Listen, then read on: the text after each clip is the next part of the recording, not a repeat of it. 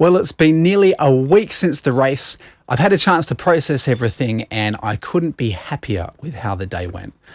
I slept well the night before, nailed my fueling and hydration during the race. The pacing was spot on, the weather was great, everything just clicked. It was so nice to have that cherry on top because the whole 16-week training block went so well.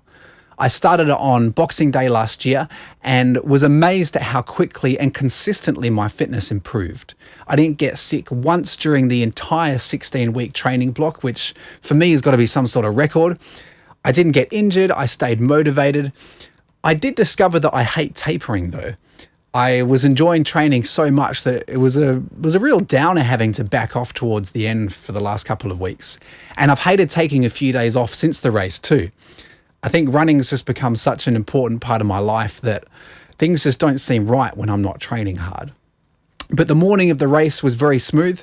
I'd written out exactly what I needed to do and when. So on the morning, I could just follow my list, almost like a bit of an algorithm. So there was no stress. I didn't have to think. I just knew exactly what to do.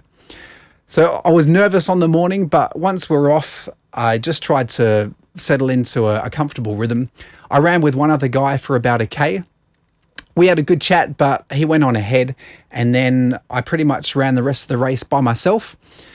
But it didn't take me long to relax. I hit my target power straight away, and it felt really comfortable. It was actually quite reassuring talking to that guy at the start because the conversation was easy. The breathing wasn't forced, so I knew I was just cruising, so that was a good thing. And what also made it easy to relax was the stunning course. We set off just before sunrise, so a few minutes after we started, we were running along the beach, watching the sunrise in the cool air. It was just perfect. And the next 20 Ks just seemed to fly by. I was just ticking off those Ks with ease, and before I knew it, I was crossing the start line again and beginning the second lap. The only minor incident is when I took a wrong turn and ended up on a path that led down to the beach. It sounds worse than it is. It only cost me about 30 minutes, so it wasn't a major deal.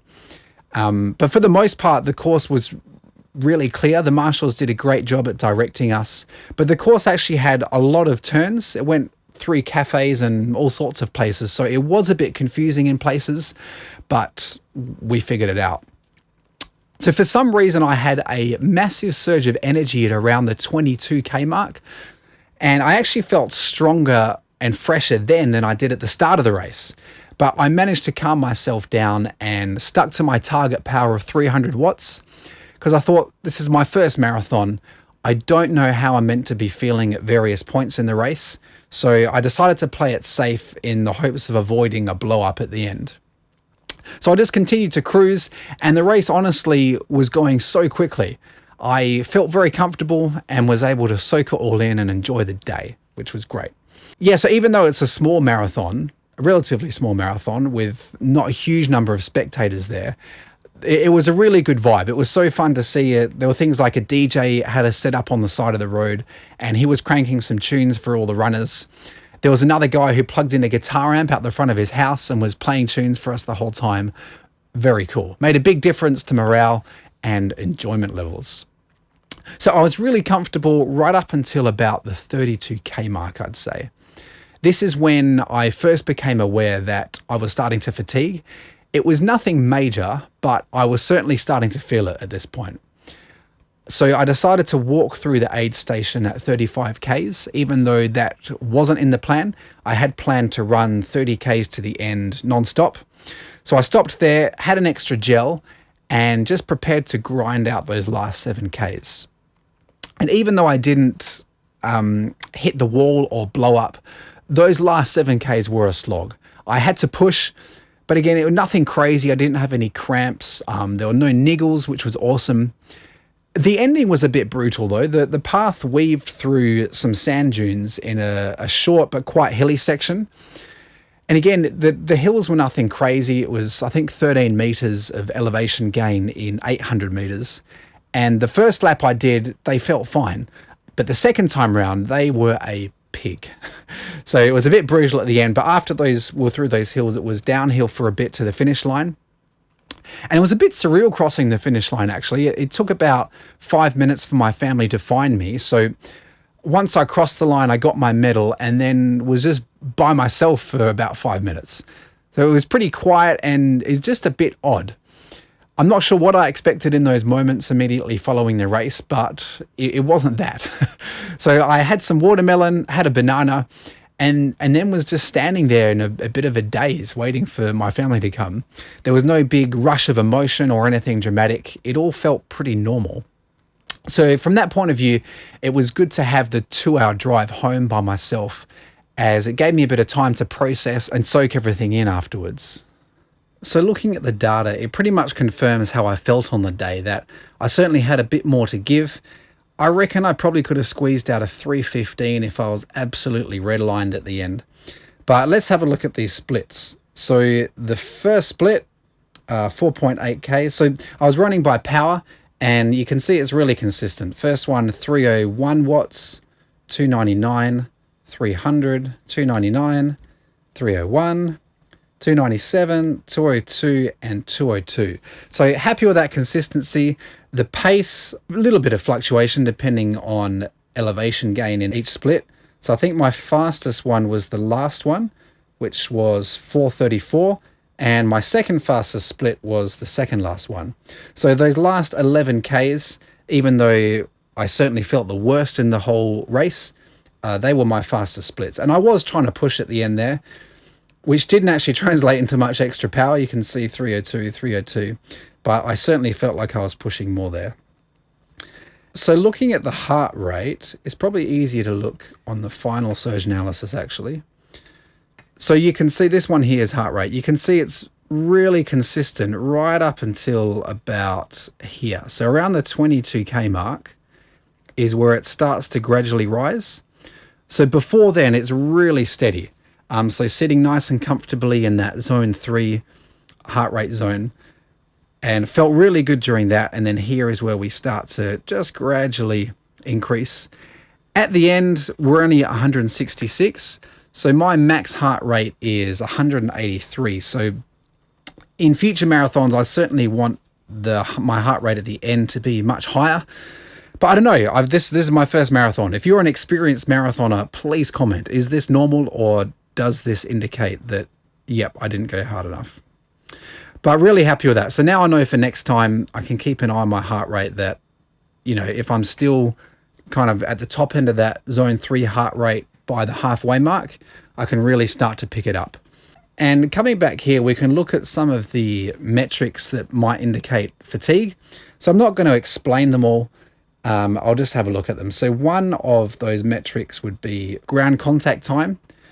So it pretty much doesn't change. We start off, so ground contact time is just the time that your foot is in contact with the ground with each stride. So around the start, it's kind of around 210, 220-ish milliseconds, which is exactly what it is at the end, really. So that doesn't indicate too much fatigue. This next one is leg spring stiffness. Again, not going to explain what that is. But again, this is pretty consistent. It increases a bit around here, but I'd say there's not too much of a dip there, which is a good sign. My stride length remains the same throughout.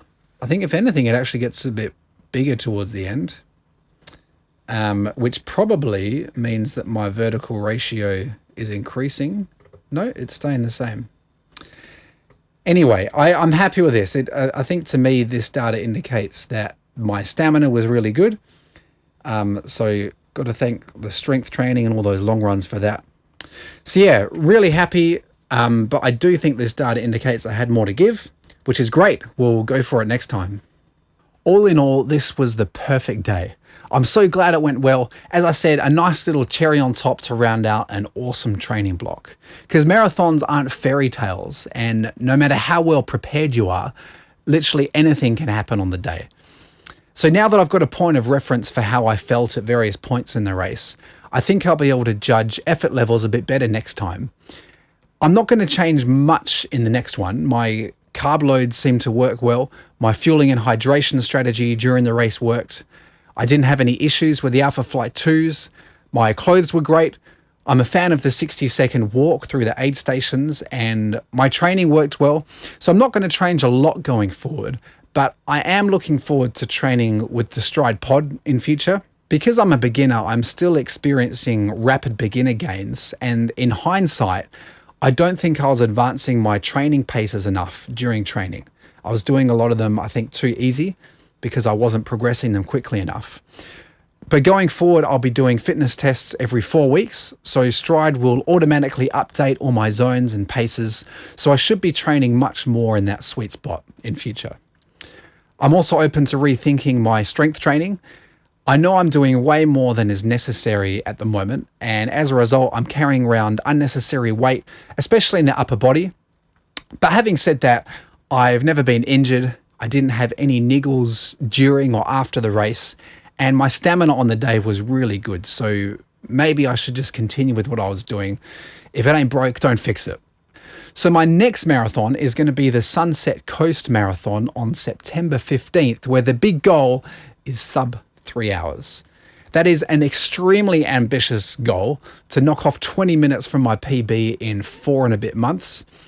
It's way too early to tell if this is achievable in that time frame, but I think it'll be a good goal to motivate me through the next training block, and we'll just see how my body responds. So the race is 21 weeks away, so I'll work on my 5K fitness for the next 8 weeks, and then start a 3-month marathon training block in the last week of June. So during that training, I'm racing the Bravehearts 777 half marathon in July and a 10K in August, just to gauge fitness, have some fun, and get some more race experience. I'll be writing my own training plans going forward, which is going to be fun. So up until now, I've been using the Macmillan plans, which have been really good, but I'm confident that I have enough understanding now to start personalizing my program for me. And I think that's something I'll really enjoy, so that'll be good. But there we go, a huge success for my first marathon. Bring on the sub 3 attempt in September.